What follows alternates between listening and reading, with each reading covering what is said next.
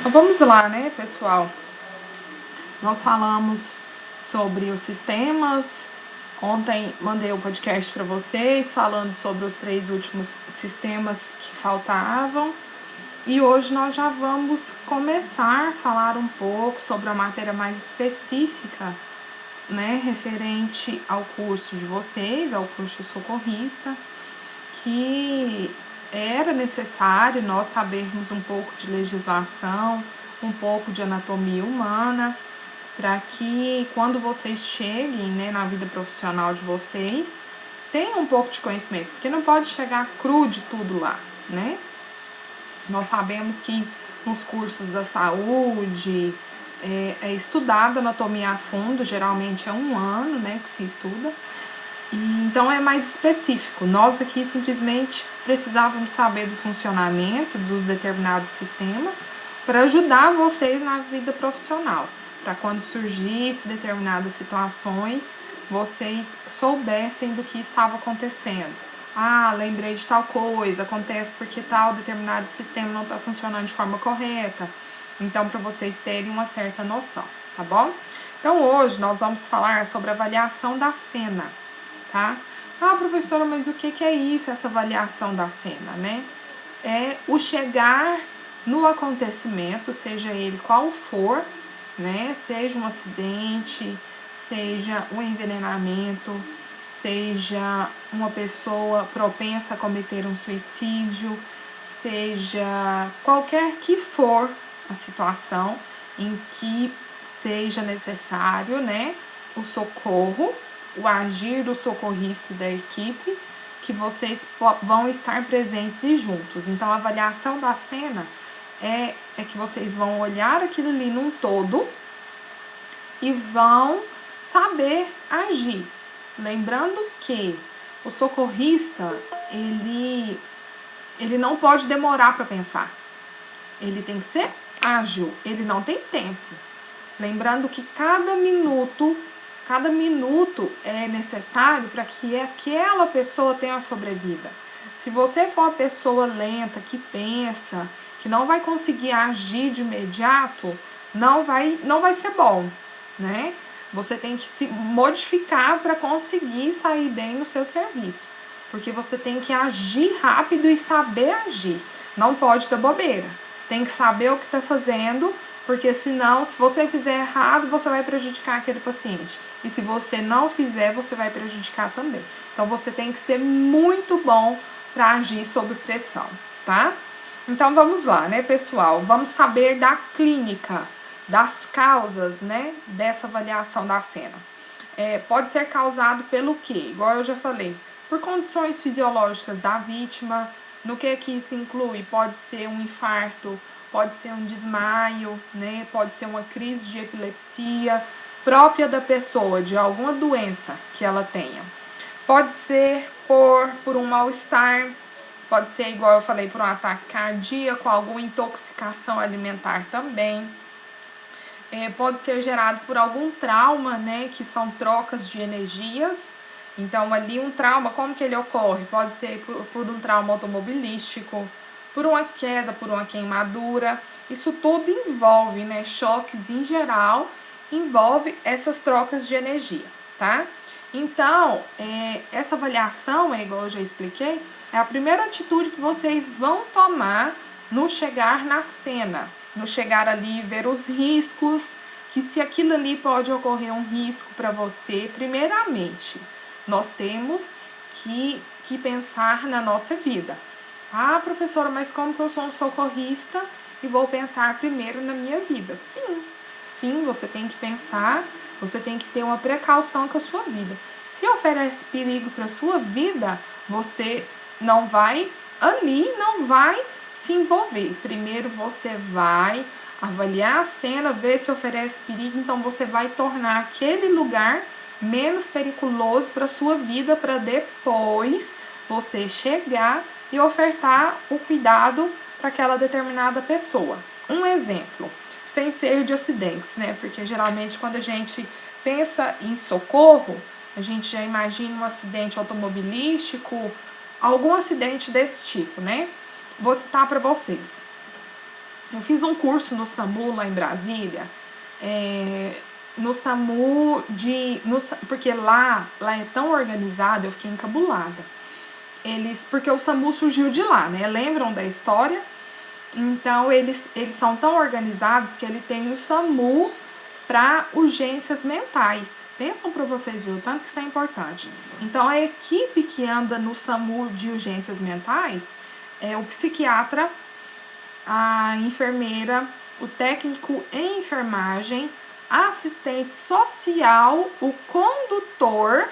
Eles andam nessa equipe de 5 pessoas. Lá não tem um socorrista para o SAMU o SAMU de doenças mentais. Aí eles estavam falando, mas isso eu estou citando lá o exemplo e vou trazer para a nossa realidade. Porque aqui quando nós não temos o SAMU específico para doenças mentais, né? E eu acho que muito difícil alguma cidade no interior que tenha. Então, quando ocorre alguma urgência em saúde mental, eles chamam a ambulância do município ou até mesmo o SAMU próximo. Então, quem que vai? Vão ser vocês, né? Os socorristas. Então, em saúde mental, quando você chega na cena, vamos supor, tal fulano de tal tá tentando cometer suicídio, né? Em qual situação que ele está, né? Vocês já vão sabendo um pouco. Porque a pessoa, quando ela vai relatar um acidente, quando ela liga para o socorro, quando ela vai relatar um acidente ou qualquer outro tipo de ocorrência, ela tem que dar determinadas características para quando vocês chegarem na cena, souberem mais ou menos o que está acontecendo. Isso é de praxe. Todo mundo, quando liga, tem que ofertar esse tipo de informação para que quando a gente, por exemplo, também aconteceu um acidente, quantos carros envolvidos, viu quantas pessoas que estão feridas? Da mesma forma na saúde mental, para eu citar o exemplo para vocês. Aí o instrutor que estava dando o curso para nós, ele falou que chegou, né, no local, era uma pessoa que estava tentando suicídio e já era uma pessoa reincidente, porque ele já tinha pedido socorro para eles em outras determinadas situações. E ele disse que chegou no local e ele é uma pessoa preparada, para vocês verem a avaliação da cena, o quanto é importante. Ele chegou no local, o médico, o psiquiatra subiu para falar com ele, era um prédio. E quando ele entrou no apartamento, ele disse que esqueceu por um relapso assim de memória, de ficar do lado de fora. Ele entrou e o que aconteceu? A pessoa com transtorno mental fez ele de vítima, de sequestrador, né? Sequestrou ele. Então, ele contando para nós que ficou tão apreensivo que pensou assim, esse cara vai me matar agora, porque geralmente é isso que acontece, né? Eles matam a vítima que tá ali com eles, porque eles não vão fazer uma oferta de barganha de troca, dificilmente a pessoa que tá querendo fazer suicídio, cometer o suicídio faz. E ele viu nessa situação e ele disse que começou a andar atrás dele para todo lado que ele ia. E não dava as costas para ele, porque um protocolo de emergência que tem para a saúde mental é você jamais dar as costas para um doente mental. Você não pode, você não sabe do que ele é capaz. Ele disse que começou a andar atrás dele, um protocolo de segurança, pessoal, perdão.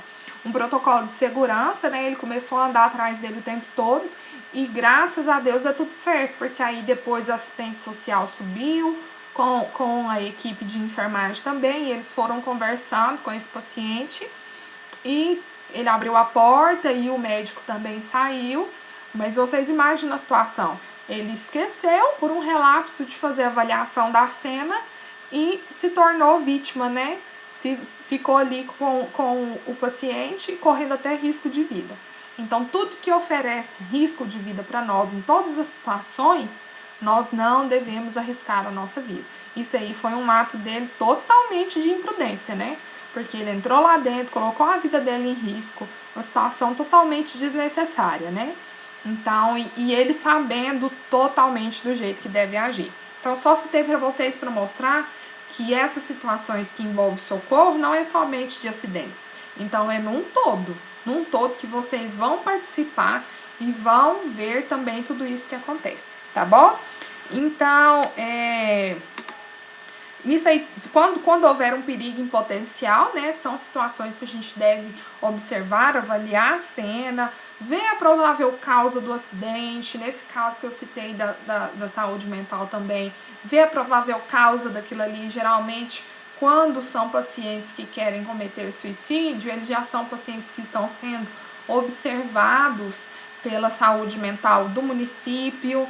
Então, isso tudo nós devemos observar. Se nós devemos observar a gravidade também que foi o acidente, tá? Isso tudo nós devemos olhar e proceder da seguinte forma. Como nós devemos proceder? Como eu falei, né? Primeiro, em qualquer ocasião, isso não envolvendo a saúde mental, voltando aqui para nós, porque saúde mental é um protocolo totalmente diferente, né? O que nós vamos fazer? Nós vamos manter a vítima deitada, tá? Em posição confortável, e a gente vai certificar se tem uma lesão com gravidade ou não nessa pessoa. Eu vou investigar se tem alguma hemorragia, alguma fratura, se a pessoa está com parada cardiorrespiratória, se a pessoa não está respirando, né? Porque parada cardiorrespiratória, o coração não bate e a pessoa não respira também. Se ela tem algum tipo de ferimento, se ela tem alguma queimadura. Ah, professora, mas como eu vou olhar, né? A princípio, porque aqui mais na frente eu vou citar para vocês. A princípio, como eu vou olhar se a pessoa está respirando? Posso colocar a mão, sentir se ela está respirando ou não, ou pela elevação do tórax. Porque todo mundo, quando respira, o que faz? Expande e volta novamente. Se a pessoa não está respirando, o que ela vai fazer? Ela vai estar parada. Tá, beleza. E como que eu vou saber se o coração dela tá parado? Se ela já tá sem respirar, então provavelmente já é uma probabilidade grande dela estar com o coração sem bater também. Quais são os lugares onde eu vou ver se esse coração tá batendo? No pulso, onde eu vou apertar aqui, ó. Eu deslizo a minha mão aqui no meu pulso aqui, ó. E aperto aqui. Pode apertar aí no de vocês que vocês vão sentir o coração batendo, ó. Desliza a mão e aperto. Sentiram o pulso de vocês? Às vezes algumas pessoas têm um pulso mais forte, outras não. Eu não senti desse jeito, eu vou sentir em outro lugar. Que eu posso olhar que por aqui passam duas veias de grandes calibres nosso. Que elas sobem para o cérebro e descem para o coração. Aí eu vou apertar aqui, ó, no meu pescoço, ó, com os dois dedos. Fica caladinho um pouco para vocês sentirem. A pessoa vai estar calada, né? Porque eu tô conversando. Aqui você sente muito, porque aqui o sangue pulsa mais forte, por causa das duas veias de grosso calibre que nós temos. Beleza. Não tá batendo? O que eu vou ofertar para esse paciente? A massagem cardiorrespiratória e vou ofertar para ele também o oxigênio. Mas esse não é o nosso assunto de hoje. Em próximas aulas nós vamos ter uma aula só de massagem cardiorrespiratória, de procedimentos e tudo mais pra frente, tá ok? Então vamos lá. Eu vou dar prioridade para os casos que vão ter hemorragia ambulante, tá bom? A pessoa que está inconsciente. O que a pessoa está inconsciente? Ela não vai ter resposta alguma para mim, tá? Mas primeiro eu vou ver se essa pessoa tá morta, tá bom? Essa pessoa tá morta, de que forma que eu vou observar?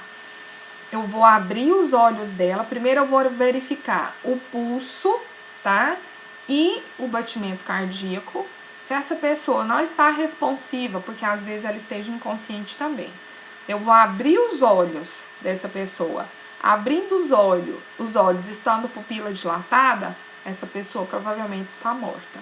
Mas nós, como socorristas, não atestamos óbito, tá bom?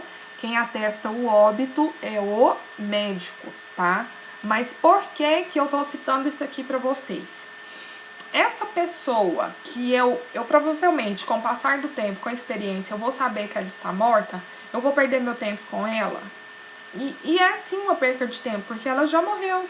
Então eu não vou ficar ali tentando alguma coisa, sendo que ela já morreu, sendo que tem outros pacientes que precisam dos cuidados e que vão sobreviver. Então tá vendo o quanto eu preciso pensar rápido e saber como agir? na avaliação da cena? Vamos lá. Para que eu vou dar prioridade? Vou dar prioridade para pessoas que estão com hemorragia, tá? Ah, professora, mas se tiver com hemorragia interna?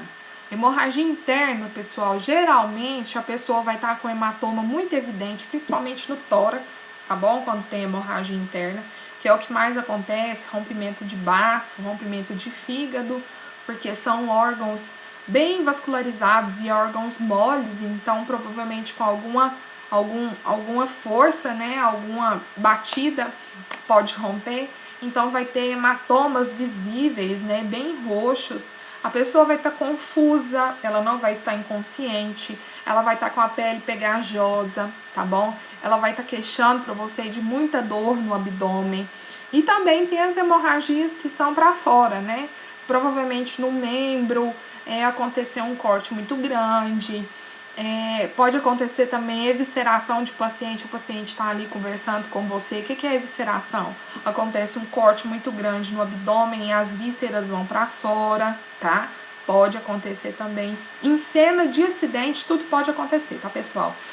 Fratura nas pernas, pode acontecer hemorragia grande, principalmente porque pode acontecer rompimento de veias. Então, é algo que a gente tem que dar uma atenção muito grande, tá? Observar, fazer o garrote, o torniquete, igual eu vou explicar para vocês também mais pra frente. Porque a pessoa pode vir a óbito, porque vai perder sangue muito rápido, tá bom? Estado de choque, principalmente eu tenho que observar. Todos os tipos de choque eu vou observar para vocês. Não é choque elétrico isso aqui, tá bom? Choque séptico, choque hipovolêmico. Eu vou explicar para vocês os choques mais à frente, tá? Choque hipovolêmico, eu só vou citar aqui para vocês porque nós estamos falando de hemorragias. O choque hipovolêmico é isso, é a perca de volume sanguíneo, tá bom? Mas eu vou explicar mais para vocês à frente também. E em situações de envenenamento, tá? Que ocorre muito em pacientes principalmente pacientes com transtornos mentais, né? Que tentam suicídio. Ou não somente pacientes com transtornos mentais, mas em diversas situações. Pois essas pessoas precisam de socorro imediato, não pode ficar para depois, tá bom? Elas precisam ser avaliadas naquele instante, tá? Vou verificar se tem lesões na cabeça, se o paciente está inconsciente ou semi-inconsciente, igual nós já falamos, se tem hemorragia pelo ouvido, que é muito importante a gente observar também, pelo nariz, porque isso pode ser causa de alguma fratura no crânio, tá? Não vou dar líquido para essa pessoa inconsciente ou consciente jamais. Principalmente pessoas que têm hemorragia, por estar perdendo líquido, elas vão sentir vontade de repor esse líquido, elas vão te pedir água. Então, eu devo observar isso. Então, eu jamais devo ofertar esse líquido para essa pessoa, tá? Em casos de amputação, o que eu vou fazer? Eu vou pegar o membro amputado, vou envolvê-lo. Geralmente, ali nós vamos ter ataduras, né, na ambulância. Vou envolvê-lo em um pano limpo, tá? E nessa atadura limpa. E vou deixar ali na ambulância, se tiver um gelo, mas às vezes não vai ter, vou colocá-lo também. Mas eu vou levar aquele membro envolto nesse pano limpo, tá bom? Se eu for incumbida dessa ação como socorrista, vou ficar com esse membro. Eu jamais vou deixar ele pra lá e vou levá-lo junto comigo para o hospital onde eu tô levando aquela determinada pessoa, tá bom? Vou me certificar de que todas as minhas atitudes não estão causando algum agravo ao estado da vítima. Então, eu tenho que ficar atenta, eu tenho que observar, porque eu tenho que fazer com que essa pessoa fique bem. Não com as minhas atitudes que ela tenha um agravo maior no estado dela, tá bom? Vou chamar a minha equipe, chamar o médico para que a gente possa transportar essa vítima de forma necessária. Vou oferecer as informações necessárias que me foram dadas. Vou contribuir com essa ajuda da minha equipe. Nada melhor do que isso, né? Necessário, que ajuda muito o trabalho em equipe. É muito importante, tá? Jamais dividir. A gente sabe que isso não é fácil, tá bom? Eu já adianto isso para vocês. Principalmente, aliás, não é somente na área da saúde, mas tudo que envolve pessoas. Tudo que envolve pessoas é difícil mesmo.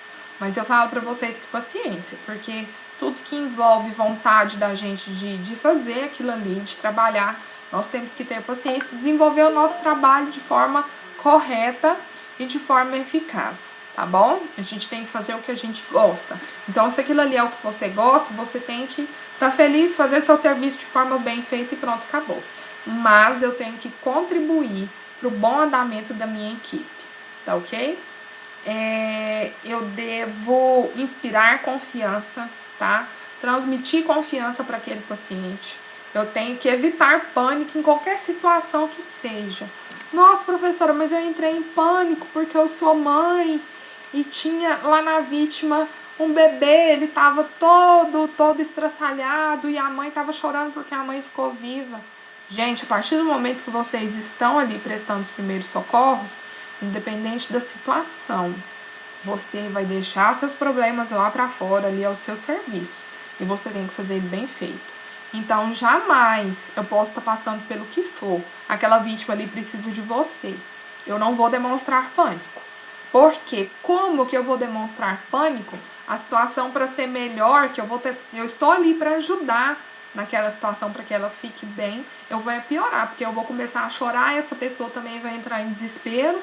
Então, vocês imaginam o jeito que não fica, tá? E em determinada situação. Ah, mas eu fui socorrer uma senhora, ela lembrou muito a minha mãe. Gente, jamais. Problemas nossos, nós deixamos da porta para fora. E principalmente nessa situação que as pessoas procuram apoio em nós. Elas procuram segurança nas pessoas que estão ali. Você jamais deve entrar em pânico com qualquer situação que seja. Você deve proporcionar um conforto e para que aquela pessoa tenha uma sobrevida, tá ok? Eu devo fazer o certo e ofertar os primeiros socorros de forma correta para ela, tá bom? E também eu devo, né, nós da equipe, nós devemos comunicar às autoridades policiais, falar o que aconteceu. Se for um acidente na rodovia, a Polícia Rodoviária Federal deve ser também contactada, tá bom? Se acontecer uma vítima que veio a óbito, né, que morreu, eu devo chamar o IML. Isso tudo nós da nossa equipe, né, de socorro, que nós devemos fazer, tá bom? Continuando aí, como eu falei, né, a avaliação prévia é fundamental para o que está acontecendo, tá? Eu vou dimensionar os riscos, eu vou ver se aquilo ali existe um risco, né, na cena, e eu devo evitar. Outro exemplo também, que é muito importante da gente citar. Às vezes, a equipe de socorro vai chegar no local e simplesmente passou um carro e as pessoas não pararam, porque elas às vezes não param mesmo. Às vezes acontece de muitos curiosos, né, de chegarem e ficarem ali só em cima da cena, né, da situação, mas eles esquecem de sinalizar aquele momento ali, porque às vezes, principalmente se for numa rodovia, é algo movimentado. Então, se eu não sinalizar, mas eu não tenho cones, professora, aqui na minha cidade não tem cones, não importa. Você vai quebrar uns galhos e vai começar a sinalizar lá de trás, antes de você ir lá colocar a mão nas vítimas, porque, gente, é só vocês olharem no Google. Já aconteceu tantas situações que a equipe de socorro chegou, não viu se tinha sinalização, já foi direto acudir as outras pessoas. Então, o que aconteceu? Veio outro carro, matou todo mundo da equipe de socorro também, as outras pessoas que estavam ali que poderiam até sobreviver, e morreu todo mundo. Então, isso acontece.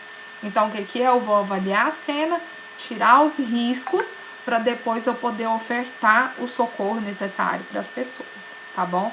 Então, isso tudo eu devo observar. Mas nossa, é um lugar que tá difícil de arrancar galhos. Eu vou pegar uma pessoa, eu vou dar um pano para ela, ou perguntar se essa pessoa tem algum pano dentro do carro, pedir ajuda mesmo, e pedir para ela ou para mais duas pessoas irem para mais atrás na estrada e ficar sinalizando, balançando o pano, porque ali eu já tô indicando que tem pessoas ali mais na frente que aconteceu alguma coisa, tá ok? Então, vamos lá. Falei da segurança, né, que é necessário a gente sinalizar de qualquer forma, né, no sentido contrário. eu vou ver, se a pessoa estiver consciente, eu vou perguntar o que aconteceu. Se a pessoa não estiver consciente, alguém vai estar, eu vou avaliar, ver o que aconteceu. Pessoas próximas que viram para me falar o que aconteceu, o ocorrido, eu vou perguntar, tá bom? Eu vou, principalmente, lembram dos EPIs? Eu vou usar todos. Por quê? Porque eu não sei da procedência daquela pessoa, e mesmo que eu saiba, eu não sei se ela tem alguma doença transmissível, então eu tenho que precaver pela minha vida também. Então eu vou usar todos os EPIs de forma correta. Nossa, mas eu tô saindo correndo para uma ocorrência, não tem tempo de vestir. Então você vista primeiro e depois você vai, tá bom? Então você tem que precaver pela sua vida. Ou então você vai pensar em formas para que você vista essa roupa mais rápido. A gente sempre tem que pensar nisso. Nós temos que pensar em protocolos que vão agilizar o nosso serviço, tá bom? E isso, gente, é em todos os aspectos da nossa vida. Por quê? Porque hoje em dia nós precisamos otimizar o nosso tempo e otimizá-lo com qualidade. Então, eu vou olhar uma forma que eu vista essa roupa mais rápido, ou eu deixo ela num lugar estratégico, que eu sei que vai estar ali mais perto, eu vou vestir, tá? Sendo que eu preciso, quando eu for fazer esse socorro, eu preciso estar equipado de forma correta, tá bom? Para não acontecer que eu tenha contato com sangue, ou com fluidos corpóreos, ou qualquer coisa desse tipo, tá? Eu preciso precaver pela minha vida também, tá bom? E jamais também eu vou abortar algum procedimento que eu vou estar fazendo por falta de procedimento correto ou de instrumentos necessários. Então, quando acontece a ocorrência, eu já tenho que estar com tudo planejado, tá? Isso é com a equipe de vocês. Eu tenho que ver se eu tô com todo o material necessário. Então, eu já deixo tudo organizado. Após a chegada de uma ocorrência, já deixo tudo certo. Porque quando vier outra, já tá tudo ok. Então, é só entrar no carro e sair, tá bom? Procurar a ajuda das pessoas que estão ali próximas, né? Isso é ótimo pra gente tirar os curiosos de perto. Então, vou dar funções para determinadas pessoas. Igual eu falei, uns vão sinalizar, outros vão observar. Eu vou pedir para eles irem para dentro do carro e ligar os sinalizadores, tá? Eu vou tentar sempre manter a calma do local e pedir para os curiosos se afastarem, tá bom? Vou pedir para eles, principalmente, gente, isso é toda situação que envolve socorro, tem os curiosos, tá? Não filmarem com o celular, porque isso cabe processo, tá bom? Porque as pessoas cabe processo por danos morais, porque a pessoa tá ali sendo exposta. E hoje a gente tem esse meio de comunicação que muitas pessoas usam de forma indevida. Então, existem pessoas que filmam ali a pessoa que às vezes a pessoa nem sabe o que aconteceu, um acidente com a família, quando ela olha, chega um vídeo no celular, né, de acidente, ela vê lá que é uma pessoa da família. Então, eu vou pedir para as pessoas não ligarem os celulares, desligarem. Às vezes elas não vão te escutar, mas isso não cabe a você, mas você peça, tá bom? Porque isso pode caber um processo para ele depois, tá ok? Então, com isso tudo eu vou agir, tá? Eu vou agir com o máximo de rapidez e de tranquilidade, tá? Eu vou ter ponderamento para agir de forma correta, tá bom? E vou prestar o socorro inicial a essa vítima, tá? Atribuir funções aos curiosos, pedir que não liguem, né? Não filmem o que está acontecendo, tá bom? E depois disso tudo, eu vou prestar o socorro à minha vítima, tá? Falamos sobre a sinalização, que deve ser efetuada de forma correta, tá? Uma determinada distância. Pedir para esse curioso, vai bem longe, já começa a ficar balançando o tecido aí na sua mão, que a pessoa vai ver. Mas não fica no meio da pista, porque senão vai ser outra pessoa que vai morrer. Vou orientar ela para ficar no estacionamento, que as pessoas vão observar, vão ver aquilo ali, vai ver que está acontecendo alguma coisa mais à frente. Eu vou ver isso tudo que está acontecendo no local. Se tiver cones, ótimo, vou colocar, tá? Se tiver fitas zebradas, né, daquela que nós vemos, preto e amarelo, vou colocar também. Já começa a colocar no local junto com os cones, que as pessoas ficam atentas. Qualquer objeto que possa chamar a atenção. Colocar um carro mais atrás, com um pisca-alerta ligado, isso tudo eu vou ajudar, vou sinalizar o local, tá? Como que é o atendimento inicial? Como que eu devo proceder nesse atendimento inicial da vítima, né? Então, eu vou olhar, eu vou estar em mente o que eu devo e o que eu não devo fazer, tá? Sempre manter o autocontrole é imprescindível. Sempre. Você tem que trabalhar isso em você para você manter o autocontrole. Você não pode desesperar. Porque se você desesperar, você não vai ofertar o cuidado de forma correta. Você não vai conseguir fazer nada. Então, professora, eu tenho que ser sangue frio. Sim, você tem que ter o autocontrole para você conseguir ofertar o socorro de forma adequada. Jamais eu vou mentir para a pessoa, tá ok? Jamais. Se ela te perguntar, você não vai mentir. Por exemplo, nossa, minha perna arrancou. Sim, sua perna arrancou. Mas nós vamos fazer o máximo possível para que você fique bem, tá bom? Fica calmo nesse momento. Ah, meu Deus, uma pessoa da minha família morreu. Você fala assim, olha, não pensa nisso nesse momento, tá? Vamos cuidar de você agora. Vamos concentrar aqui em você, não pensa nisso nesse momento. Você não falou que havia morrido, mas você também não mentiu para a pessoa, tá? Jamais eu vou mentir para a vítima. Eu sempre vou expressar segurança e confiança para ela. Vocês observaram a fala? Muito pior do que principalmente no que envolve morte. Se ela te perguntar que alguém faleceu, você fala, não, morreu realmente. Você às vezes pode agravar a situação que está ali acontecendo. Então, se você falar, não pensa nisso nesse momento agora. Vamos concentrar aqui em você, que você vai ficar bem, fica tranquilo, vai ficar tudo bem. Eu não menti, mas também eu não falei que a pessoa havia falecido, tá? Na questão da amputação de membros, sim, não, mas nós vamos tentar ao máximo com que você tenha esse membro de volta, tá bom? Fica tranquilo, não fique calmo, fica bem tranquilo, fica calmo que nós vamos aqui ajudar você. Então, eu sempre vou passar segurança e confiança para essa pessoa, porque eu sei o que eu estou fazendo, tá bom? Então, a princípio, nós vamos fazer 2 exames básicos, tá? Que é o exame primário e o exame secundário, tá bom? Pessoal, não existem somente exames de imagem, exames de sangue. Então, quando a gente fala exame, pode envolver outros tipos também. Vocês vão ver aqui agora, tá? O exame primário, na questão dos primeiros socorros, o que ele envolve? Eu vou ver se a vítima está consciente, se a vítima tem pulso, tá? Se ela tá com as vias aéreas obstruídas ou não, tá bom? E se ela está respirando, tá?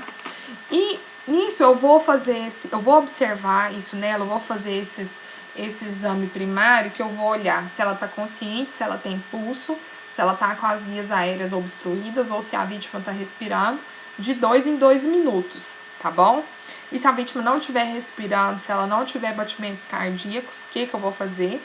Vou iniciar com a respiração artificial e vou ofertar a reanimação cardiopulmonar para ela, caso ela não esteja com pulso, tá bom? E igual eu já expliquei, nós vamos ter uma aula referente a isso, tá? Nisso eu vou observar de 2 em 2 minutos. Pessoal, que ocorre muito, principalmente em casos de engasgo, tá?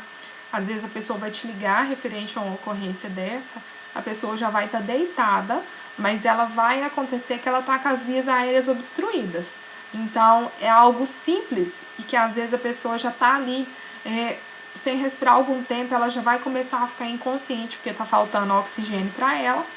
E às vezes é só obstrução de vias aéreas, que resolve com algumas manobras que eu vou ensinar para vocês também, tá bom? E aí depois nós temos os exames secundários, tá? O que são esses exames secundários, pessoal? Esses exames secundários, eles são um pouco mais específicos, né? Então, primeiro de tudo, nós vamos avaliar, tá? O nível de consciência. E o nível de consciência, por nós socorristas e pela equipe ali do socorro, ele é avaliado pela escala de coma de Glasgow, tá? Eu vou mandar o quadro para vocês lá no grupo, para vocês entenderem melhor, porque eu não coloquei o quadro na apostila. A escala de coma de Glasgow, ela é um quadro no qual nós vamos observar a abertura ocular, a resposta verbal dessa pessoa e a resposta motora. E aí nós temos o score. O que é o score, pessoal? O score é a numeração que nós damos para cada item que nós vamos julgar olhando aquele paciente. Exemplo, na abertura ocular, eu vou olhar, primeiro, eu vou olhar esse paciente, ele abre o olho espontaneamente, tem a pontuação 4. Ele fala, por exemplo, ele abre o olho quando você chama, fulano, chama a pessoa e ele abre o olho, tem o número 3. Ele abre o olho à dor, por quê? Porque nós vamos fazer, quando esse paciente ele não responde, não fala nada, nós vamos fazer estímulos, tá? Não vamos beliscar esse paciente para machucar, não. Nós vamos fazer estímulos. Se fizermos estímulos, ele abre o olho, então é 4. Se não tem nenhuma resposta à abertura ocular, é 1. Aí assim sucessivamente, na resposta verbal. Se ele está orientado, está conversando com você, é o número 5. Se ele está confuso, não fala palavras certas, é o número 4.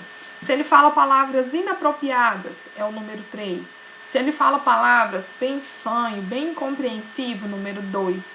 E se ele não fala nada, número 1. Mesma forma da resposta motora. Obedece a comandos. Como que é isso, obedece comandos? Eu vou falar para ele, levanta o braço, ele vai levantar. Você vai perguntar para ele, você consegue me falar onde está doendo? Ele consegue falar, é número 5. Só recapitulando aqui, pessoal, quando ele obedece a comandos, que eu mando ele levantar a perna, é número 6. Quando ele localiza a dor para você, que ele fala assim, não, eu tô com dor em tal membro, é número 5. Quando ele faz movimentos de retirada, ele quer sair, você tá me entendendo? Ali ele sem se entender, confuso, é o número 4.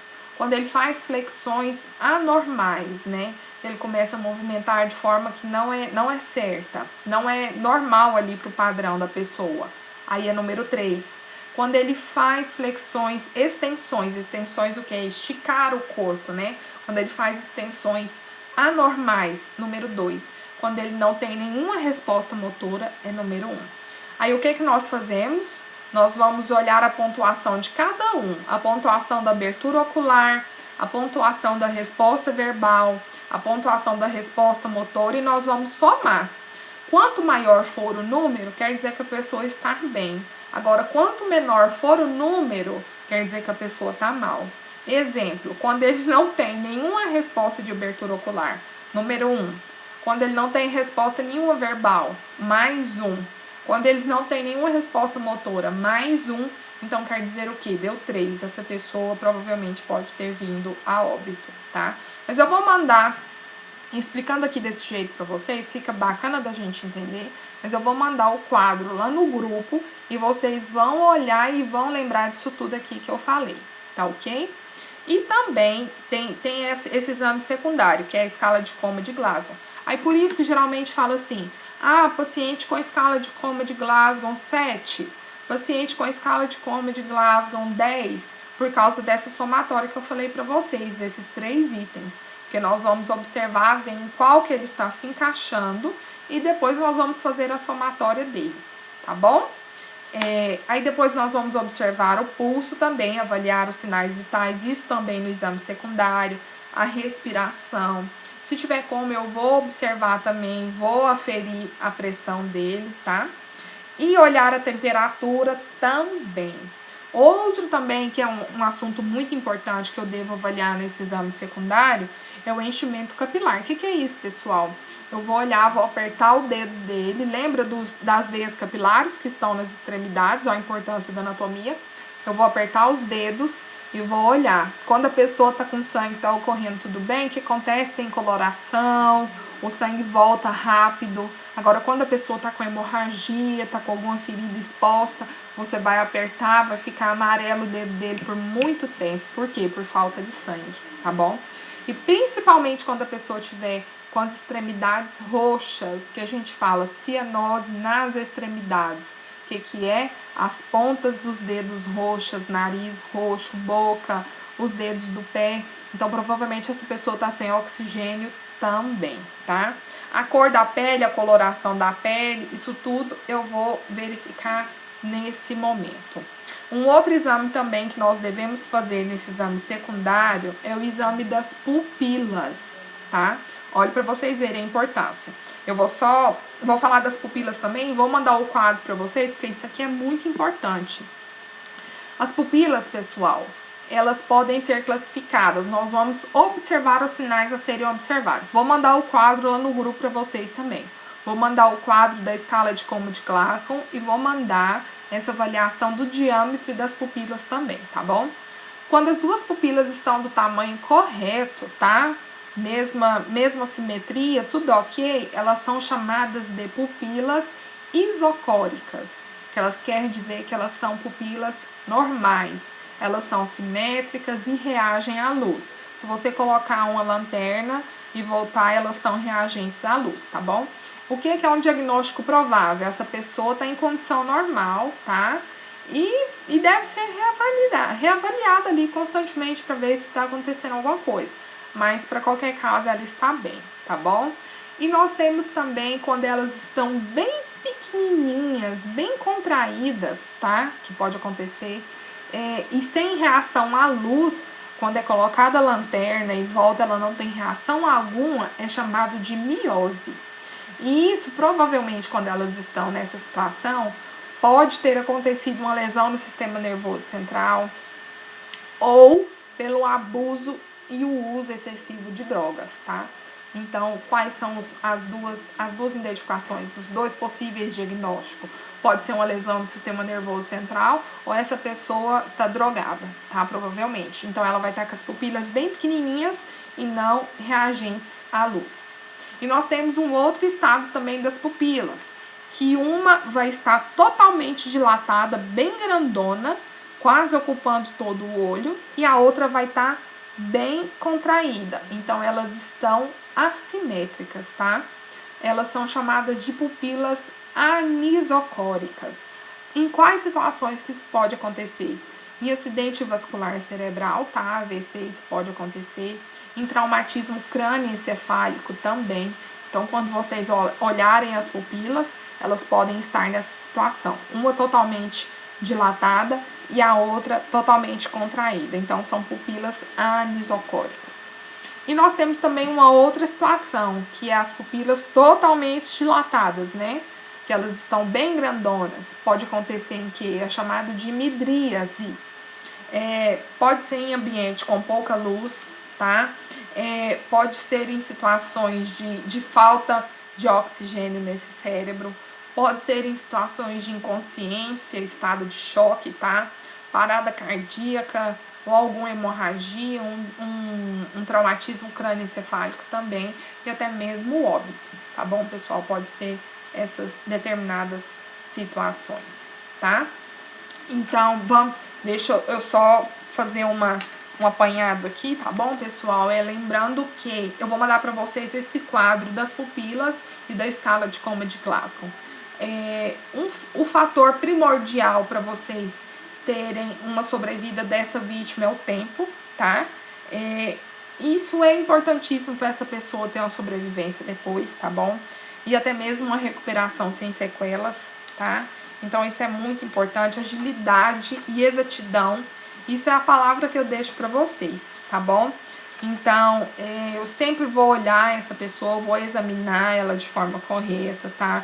Vou observar cada detalhe, mas que eu tenho que ter exatidão, tá? Exatidão no procedimento que eu vou fazer e cautela, tá bom, pessoal? Isso eu deixo isso para vocês como prioridade, tá bom? Eu vou mandar para vocês os dois quadros, tá? E alguém tem alguma pergunta, tem alguma dúvida? Nossa, Deus, nós estamos quase a 1 hora de aula, né, gente? O tempo foi passando, 1000 perdões, tá bom? Mas é porque hoje eu queria já encerrar essa apostila com vocês. Alguém tem alguma pergunta? Alguém tem alguma dúvida? Se não quiser fazer aqui. Professora André. Oi. Eu tinha feito um trabalho sobre as córneas, né? Sim. Só que na necropsia, a gente avalia, tem outro jeito de avaliar, que é pós-morte, né? No caso do socorro, esse socorro é para prestar um atendimento a uma vítima que teve, provavelmente a pupila já estava dilatada, porque ela ligou no entorpecente, ela está inconsciente, com a inconsciência ela pode ter perda de sensibilidade, né? Não, mas se ela estava com o uso de entorpecentes, ela não vai estar com as pupilas dilatadas. Ela vai estar com a pupila em miose. A pupila dela vai estar bem pequenininha. Muito, muito pequenininha. E não reagente à luz. Então, provavelmente, quando ela tá com o uso de entorpecentes, ela vai estar com a pupila pequenininha. Agora, se for em outro caso, como um ambiente com pouca luz, pode acontecer também, mas isso não é o caso do socorrista, né? Se ela tiver com falta de oxigênio, se ela tiver inconsciente ou em estado de choque, pode acontecer também das pupilas estarem dilatadas, parada cardíaca, por hemorragia ou por algum traumatismo crânioencefálico, ela vai estar com a pupila dilatada, tá bom? E eu tenho que observar todos os outros fatores para ver se essa pessoa não veio a óbito. Agora, mas pergunta, o que é em si sua pergunta? Eu não entendi direito. No caso, ela está inconsciente, ela tiver perda de sensibilidade, ela tem que estar respirando. Se ela está inconsciente, fala de novo. Não tem nem socorro. Uma pessoa socorro, uma pessoa que está inconsciente, ela pode ter perda de sensibilidade, mas ela tem que estar respirando. Se ela pode estar respirando ou não, se ela estiver inconsciente. Porque pode acontecer o seguinte, principalmente em traumatismo crânioencefálico. A pessoa vai estar respirando normal, mas ela não vai estar responsiva com os outros sentidos do corpo dela para você. Por quê? Porque foi na cabeça. Entendeu? Mas às vezes ela não vai estar respirando, né? Vai ser necessário você ofertar o oxigênio para ela de forma artificial, mas provavelmente foi por um traumatismo crânioencefálico. Entendeu? É o que eu falei para você. Quando a gente vai ofertar o socorro, já é orientado pra gente que aconteceu com quantidade de vítimas, foi colisão de 2 carros, a pessoa caiu de tal lugar. Então, a partir daquilo ali, você vai subentender os possíveis diagnósticos, entendeu? Então, no caso, você pode... Eu já vou responder as perguntas de vocês no chat. Então, aí no caso, quando chegar lá, você vê que a pessoa teve um trauma de carro, os carros colidiram, ela saiu para fora, provavelmente ela bateu cabeça, ou provavelmente ela tá com alguma hemorragia interna. Então, ela pode, às vezes, estar com a pupila dilatada, né? Porque ela teve traumas, teve hemorragia, e ela vai estar respirando. Ou ela não vai estar respirando e vai estar com parada cardiorrespiratória também. Mas ela vai estar viva. Então, você vai fazer o quê? Você vai ofertar massagem cardiorrespiratória nela, tá bom? Agora, se ela já não está ali, aliás, ela já está ali, não está responsiva há um tempo.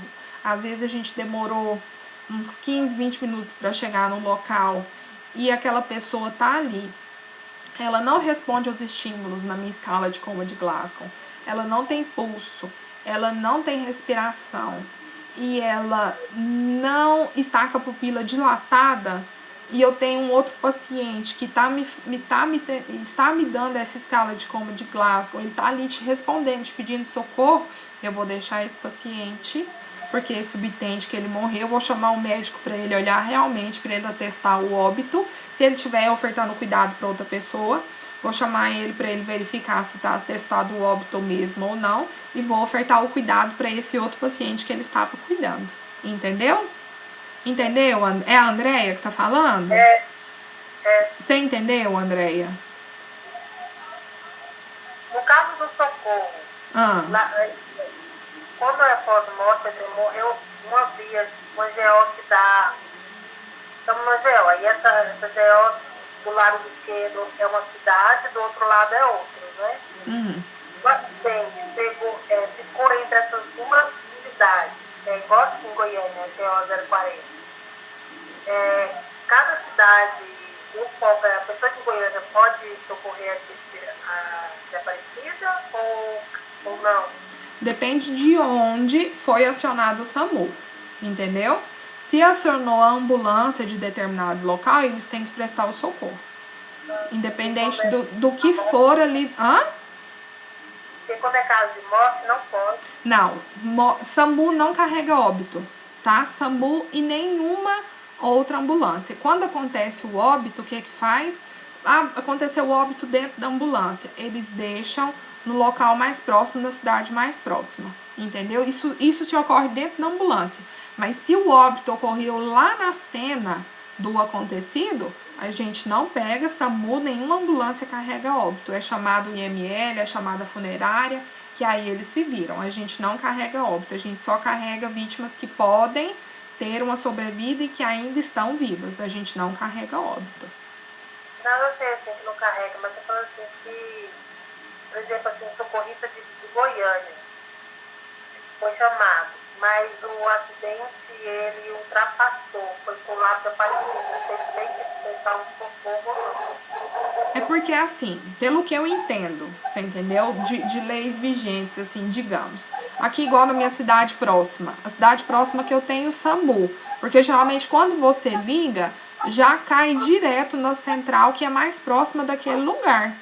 Se cair em outro local, por exemplo, você está em Aparecida e Goiânia, se aconteceu um acidente em Aparecida e por algum acaso cair na central lá de Goiânia, eles vão transferir para a central de Aparecida, para o local mais próximo. Por quê? Porque nós precisamos de agilidade.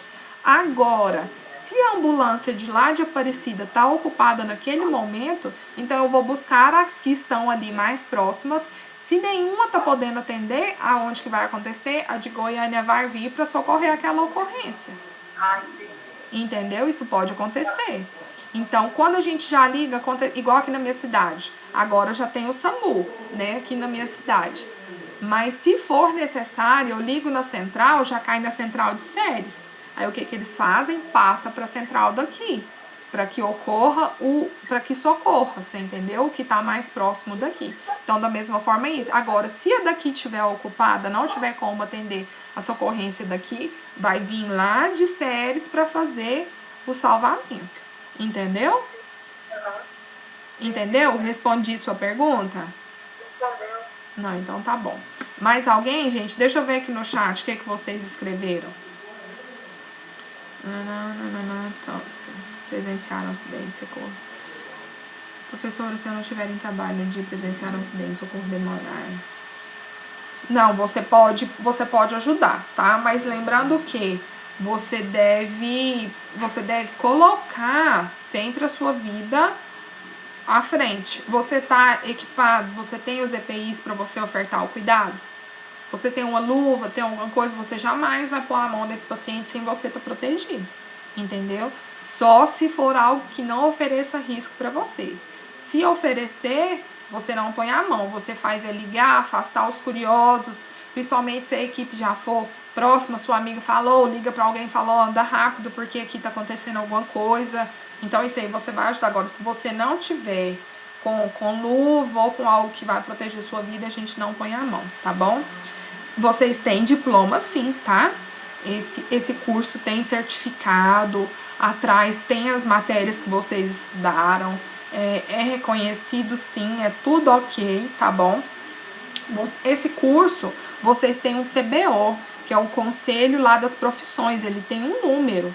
Quando eu fiz o plano de curso, eu tenho que mandar com esse CBO, é tudo organizadinho, porque se vocês futuramente precisarem de serviço, então, futuramente, aliás, vocês vão trabalhar, né, gente? Então, ele é certificado para isso, tá? E lá no ITEGO, nós temos um banco de dados que, o que acontece? Se por algum acaso alguém precisar de alguma coisa, eles precisou de alguém, de um socorrista em determinado lugar, eles procuram, fala assim, olha, vocês deram um curso de socorrista, né? Então, nós estamos precisando. Vocês indicam alguém para nós, entenderam? Então tem isso, não só no curso de socorrista, mas nas outros determinados cursos que acontecem, tá? Eles direto perguntam se indicam alguém, se precisa de alguma coisa, porque é um local de referência, onde vocês fazem os cursos e ficam os dados lá, entendeu? Mais alguma dúvida, gente? Alguma dúvida, André? Você escreveu aqui, não ficou visível? Não, pessoal. Se alguém... Eu ia digitar no final da aula, que a aula foi top, aí eu pensei que querer. Qualquer coisa, você pode me chamar lá no privado também, que a gente conversa, tá bom? Tá bom, professora. Obrigada. De nada. Então, um abraço, gente. Se alguém tiver mais alguma dúvida, pode me chamar lá no privado, tá? Nossa, gente, 1 hora de aula, santo Deus, hein? Vai demorar horrores pra carregar lá no YouTube. Amanhã eu vou mandar uma atividade pra vocês top das galáxias, tá? Daquela boa. Não, mas é boa mesmo, não é de maldade, não, tá bom? Então, um abraço pra vocês, tá? Qualquer dúvida, podem me chamar lá, eu estou à disposição para vocês. Fico feliz demais que vocês tenham gostado, tá bom? Então, um abraço para vocês, tá? Boa noite para todo mundo. Fiquem com Deus.